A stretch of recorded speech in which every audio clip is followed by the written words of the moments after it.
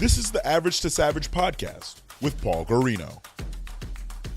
Everyone and anyone, athletes, celebs, and much more.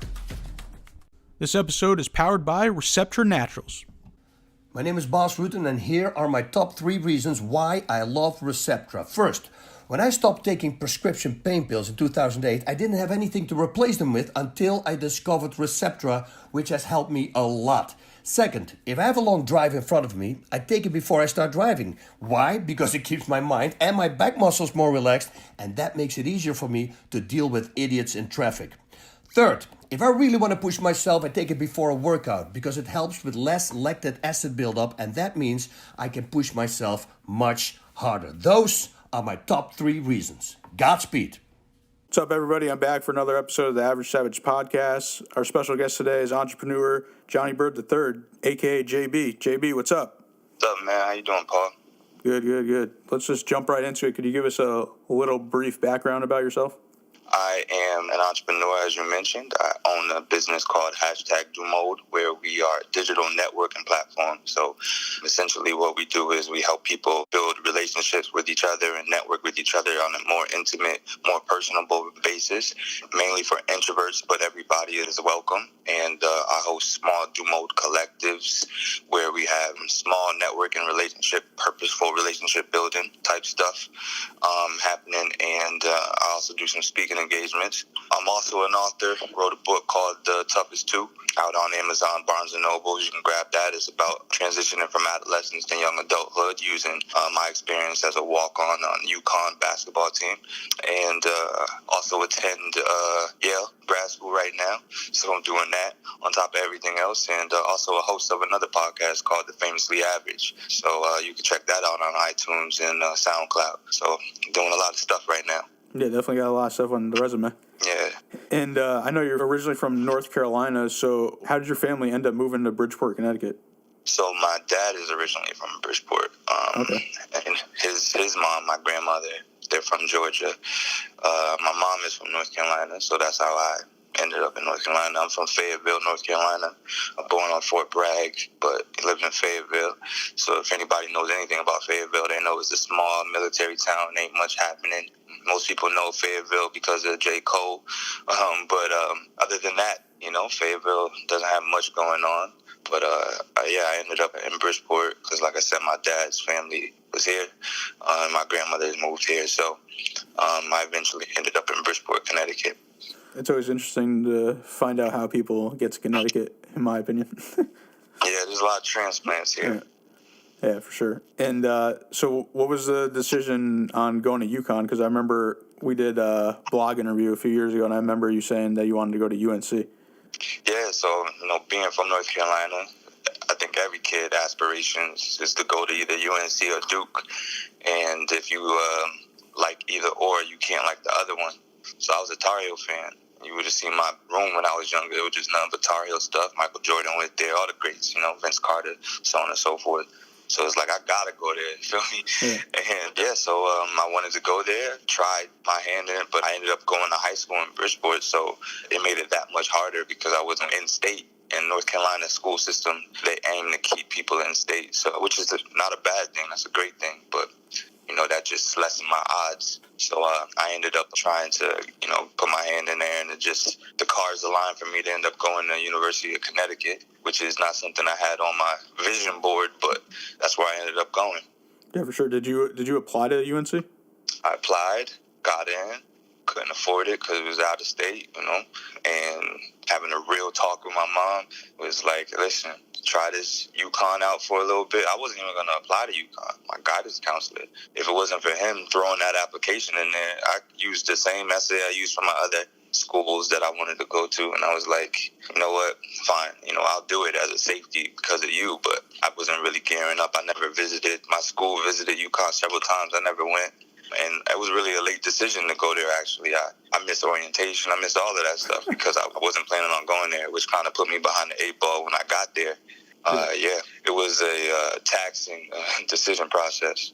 Yeah, definitely. I feel like a lot of people, that happens with picking college to go to.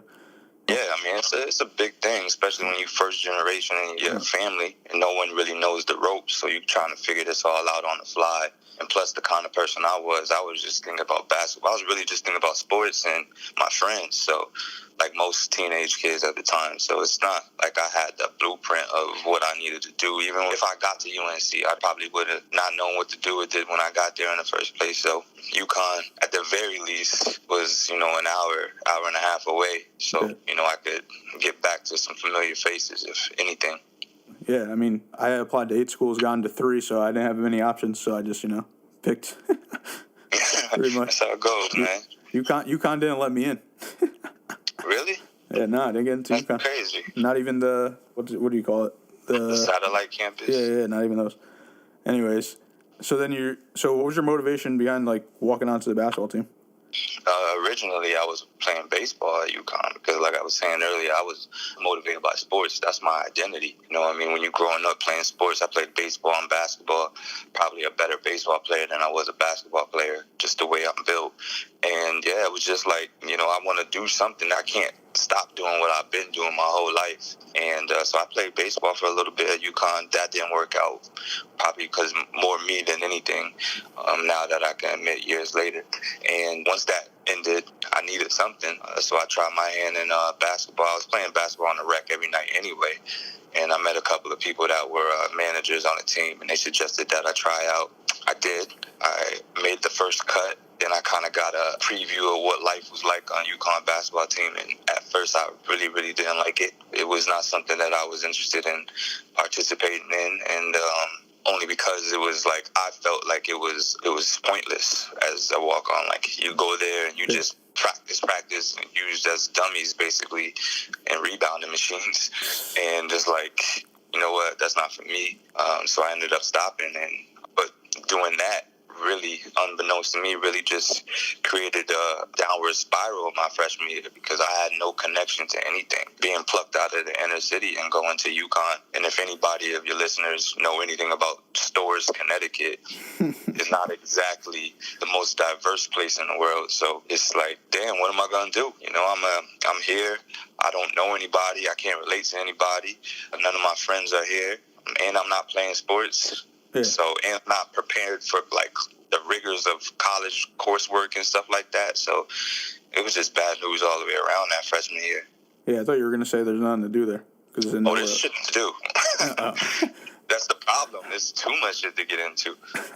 And then, so you got back on the team, or you got back on the team, right? Yeah, so eventually, after getting kicked out my freshman year because of academic probation 2 terms in a row, I muscled my way back into campus and then kind of turned a new leaf or changed my attitude, I should say, in terms of what I wanted, and walked back onto the team, which was kind of a setback because of the way the walk-on system worked back then was that, your first year, you sit out. It's just the way it goes. Yeah. So it's almost like a redshirt year. And, so I had to restart my clock, so to speak, but I kind of humbled myself and I got back on the wave and ended up sticking. Yeah, what was the whole experience like, just playing under like Coach Calhoun and playing with all those great players you played with? At first, while I was in it, I wasn't too enamored with the place. That's partly being from the inner city and just being that kind of, having that chip on your shoulder where you think you're better than everybody. So it's just like, or at least as good as these people. And so I went in with the mentality like, these are my peers. These are people that I can compete with.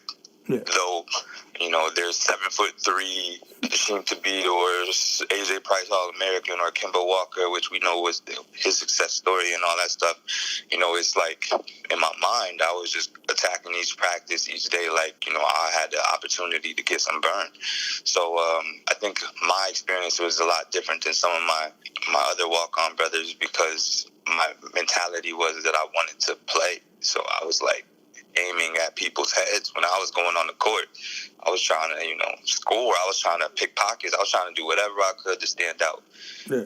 And not really realizing that the cards are kind of stacked against you because of politics and bureaucracy and all that stuff. Like, when you're a walk-on, you're asking to be there. But when you're a scholarship player, they ask you to be there. So that's just a different level of respect you get. I was kind of fighting an uphill battle, but while I was in it, you couldn't tell me nothing. Yeah, for sure. So after college, was it right after college you wrote the book, The Toughest Two?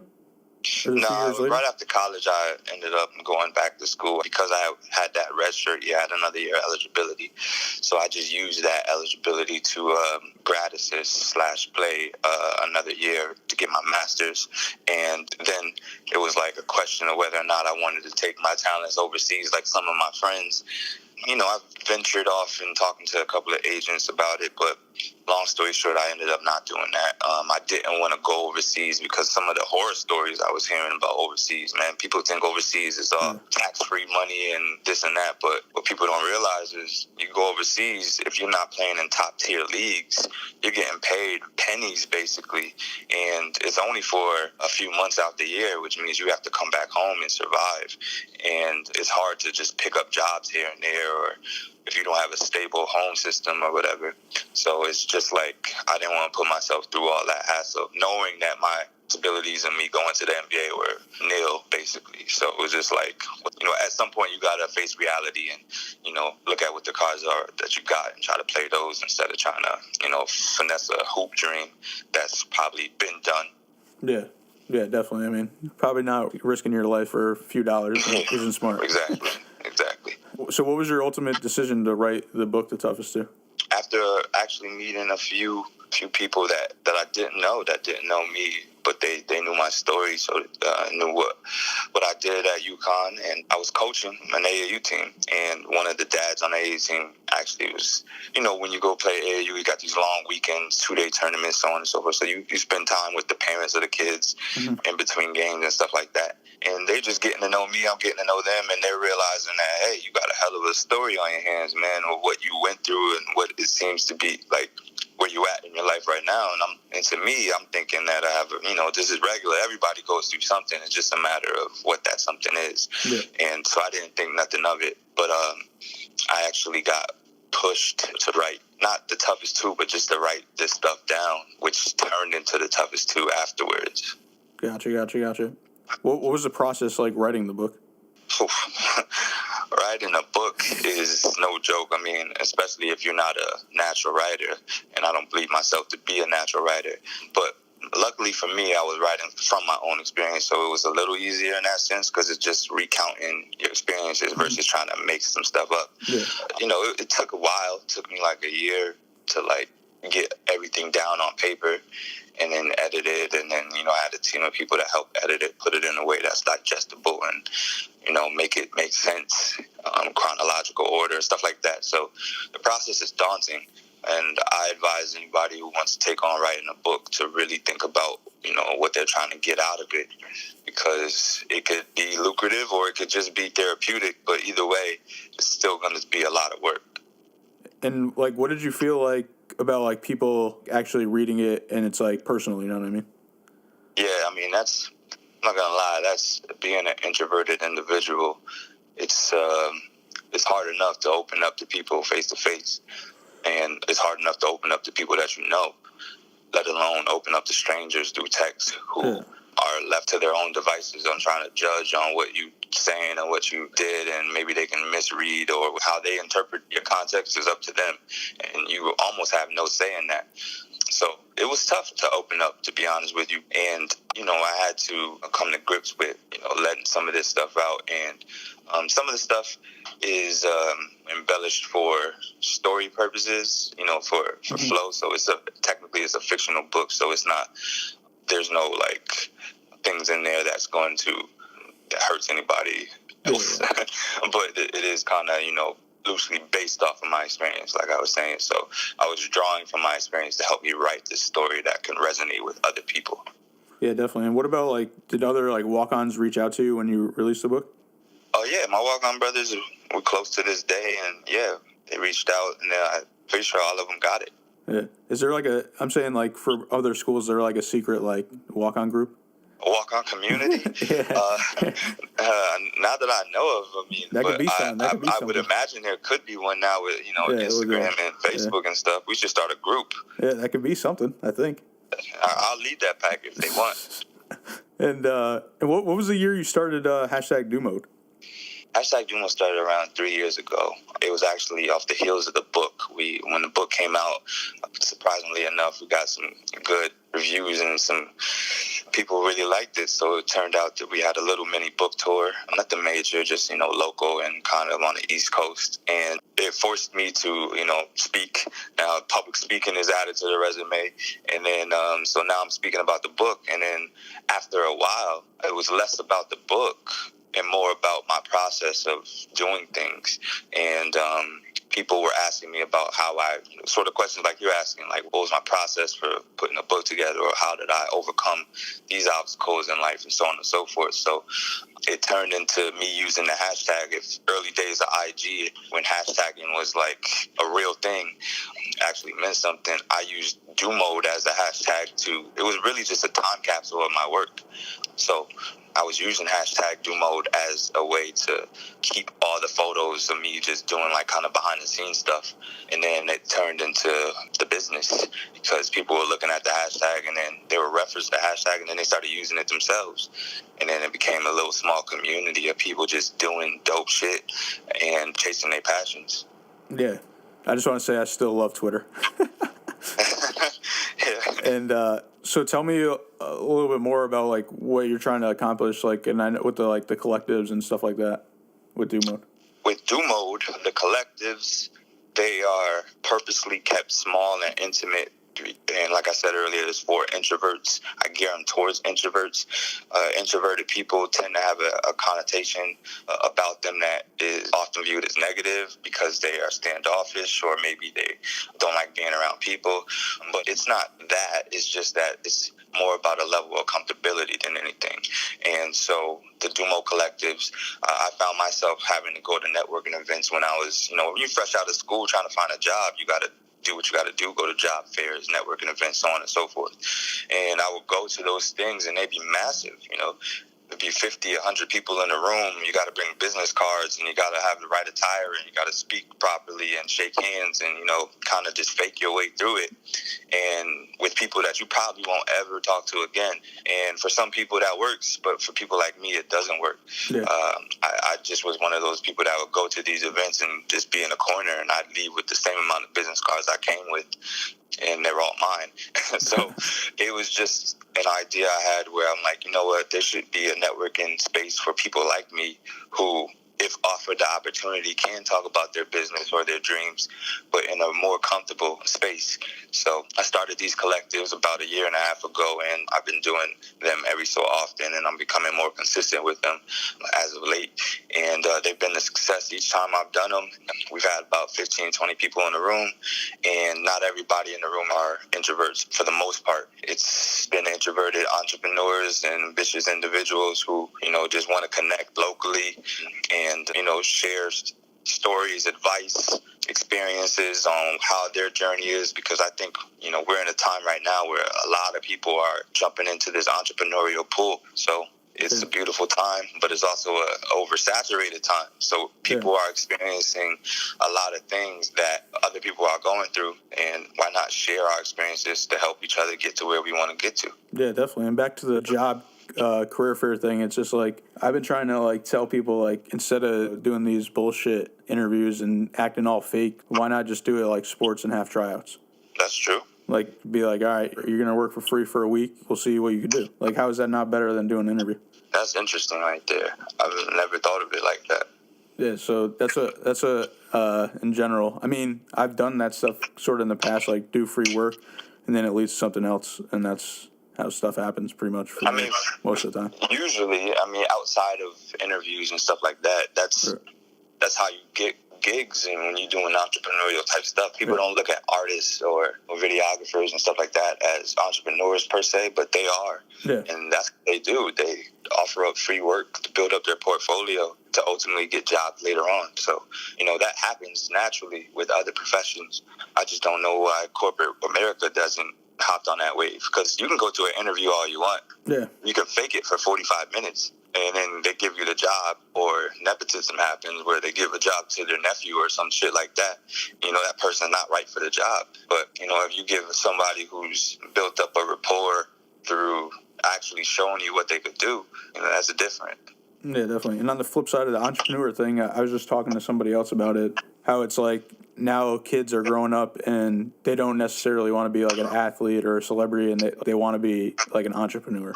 Like, what do you think about that? I think it's a beautiful thing. I think kids now are getting into a space where they're realizing there's more than just being an athlete or an entertainer. The world has been condensed because of our phone. So we're able to see more and know more and be more knowledgeable about what's a possibility. And more or less, that's what Do Mode is all about, is helping people realize that there's more out here to be had. And if you want to find your space, if you're good at knitting, then, you know, we shouldn't be putting you in classes where you're doing accounting work. Like, we should be putting you in classes where you can exercise your talents and let you flourish, and then help you, you know, the business stuff will come down the line, but at the very least, put you in spaces where you could thrive doing what you do best. And I think we're getting towards that. Yeah, and I think, like, there's a market for everything, and like you just said, like knitting, like someone could go knit something, like put a YouTube video on how they made it and make the video dope, and then like their channel might blow up. They're making like crazy captions about like what they're sewing, like what they're making from sewing or something like that. For sure. And you mentioned at the beginning you're a graduate student at Yale. So how did that all come about, and what's it been like going to Yale? Being a graduate student at Yale is, well, I'll just start on how I got there. I was working at Yale, and I was able to get ingratiated in the community by just being an employee.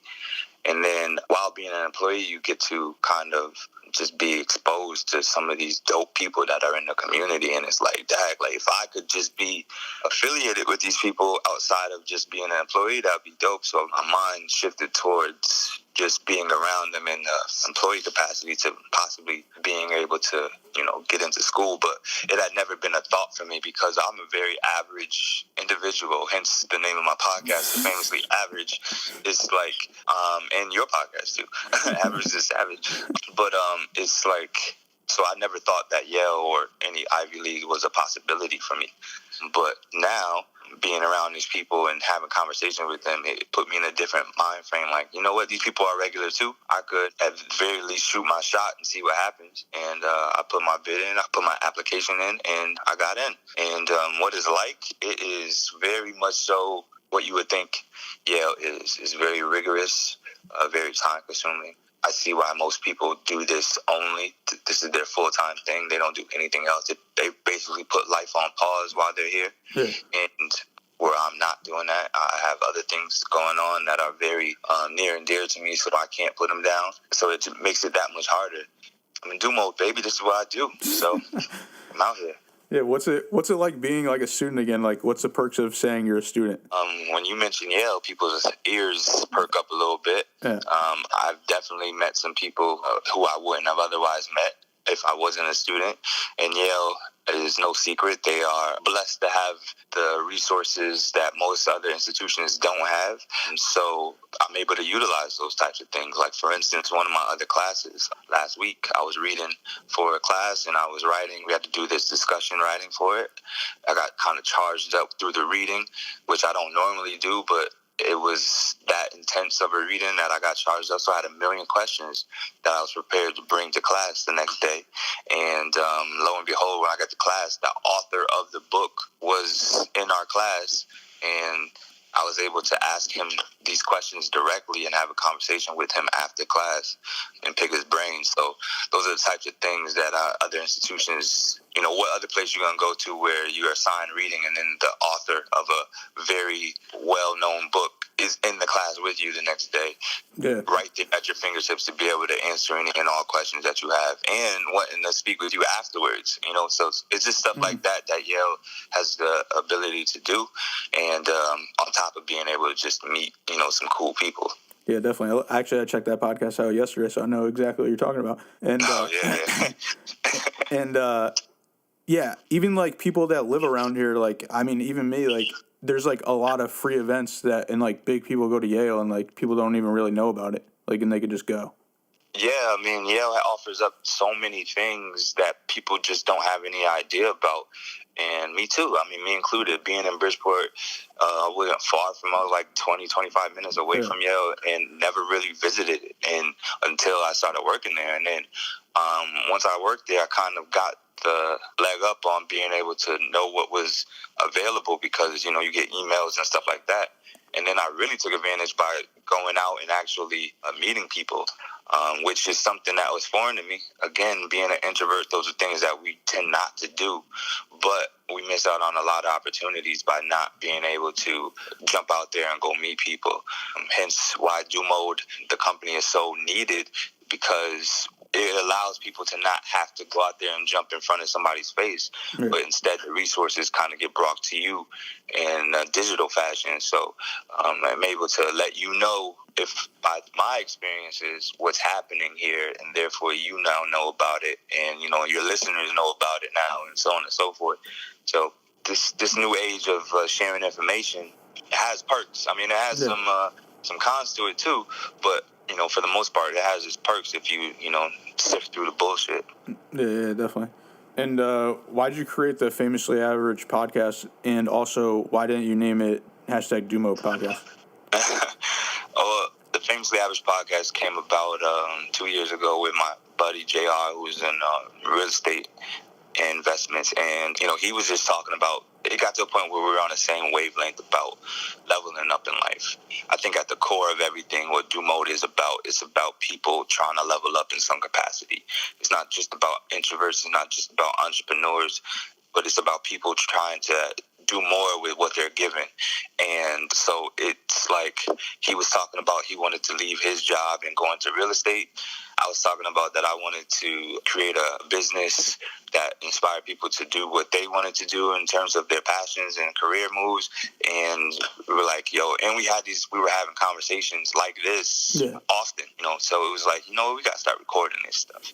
And that turned into the podcast. We just did it one day. And the Famously Average, the name came from us. Really, it just got pulled out the sky. It wasn't anything premeditated. It was kind of just something that came organically. You know, we're two average individuals trying to live famously, man, trying to get it the best way we know how and share our experiences. The reason why I didn't call it #Dumo Podcast is because originally I didn't want it to be affiliated with #Dumo. I wanted it to be a free space to talk about whatever. Yeah. And #Dumo is, though it is very diverse in the networking aspects and career fields, it's not really a space where we talk about like contemporary topics and stuff like that, where the podcast allows for that outlet. So we talk about modern stuff. We don't just talk about entrepreneur type stuff. We talk about, you know, current topics. We talk about life at Yale. We talk about real estate and how it's going for him and in a slow time, like a winter time, and his trials and tribulations as a new real estate investor. And we get people on there that have their real life experiences. And, you know, we sometimes just shoot the shit too. We just, you know, we bullshit, we curse, we laugh, we got jokes, but we try to wrap it around some advice to give our listeners to take home every week and be able to help them motivate and get through their week. Yeah, definitely. And I know you're still trying to figure out how strippers pay their taxes. Yeah, that's one of the things I'm really interested in is this tax season right now. And we talked about the stripper bowl when it was the Super Bowl down in Atlanta, and how the strippers in one particular club made $3 million and they split it amongst each other, which gave them $120,000 each. And I'm like, what did they file that under in their taxes? Did they just chill for the rest of the year now? Now they could. That was our debate on our podcast. It was like whether or not these people just chill or do they go back and hustle more? Because it's just tax-free dollars. Are they able to just account for some of it? You know, I'm sure that a lot of that type of stuff goes on. So we're looking for a tax accountant that, you know, who's savvy enough to know about those things. And we look at it more like a waitress or, you know, a barber or anybody who works in the beauty side of things, where it's like, you get a cash business, and how much of that do you really report? And so that's interesting. Yeah, people are definitely obviously doing that stuff, but I actually heard that only 3% of people get audited, and 6% of people get audited when they refile their taxes. I'll say that one more time. 3% of people get audited, and 6% get audited when they refile. Yeah. What's a refile? Like, so if you go in the past years, like say, so it's 2019. So if you did like a 2017 one now, like if you redid it, like you messed up or you wanted to redo it or whatever. Got you. Yeah. So the moral of the story is don't refile.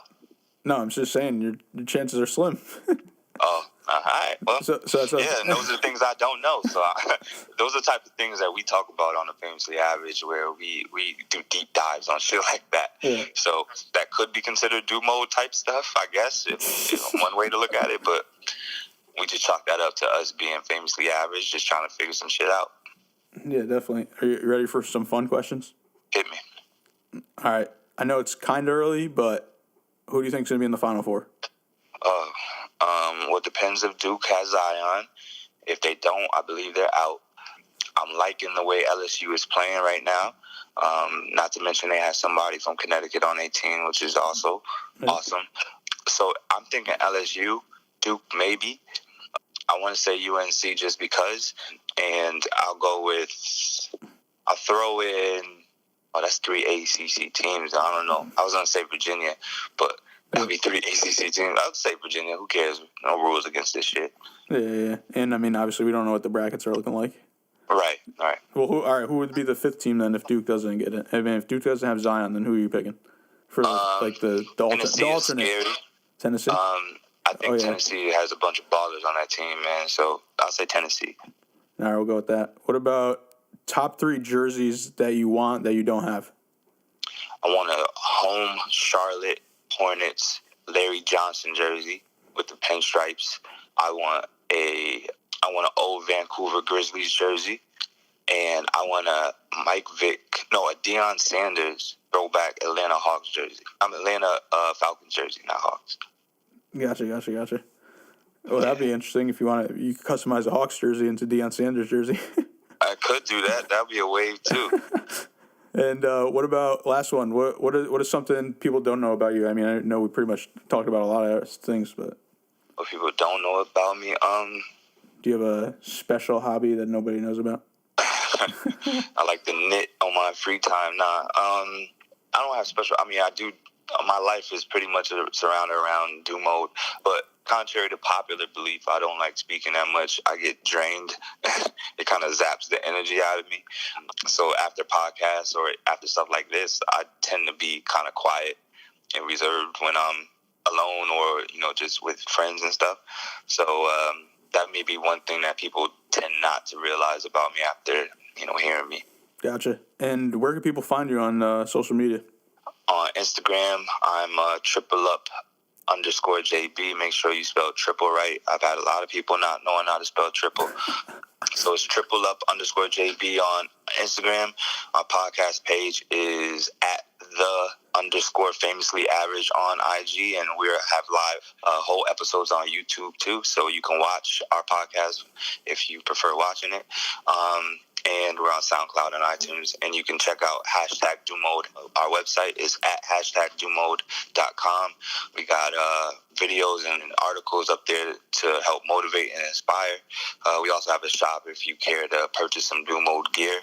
And, Facebook and all that stuff for the same stuff. So people know how to find you nowadays if they really want to get to you. So all of that stuff, we're on it. Yeah, for sure. And I appreciate you coming on. Appreciate you having me, man. For sure. This episode was powered by Receptra Naturals.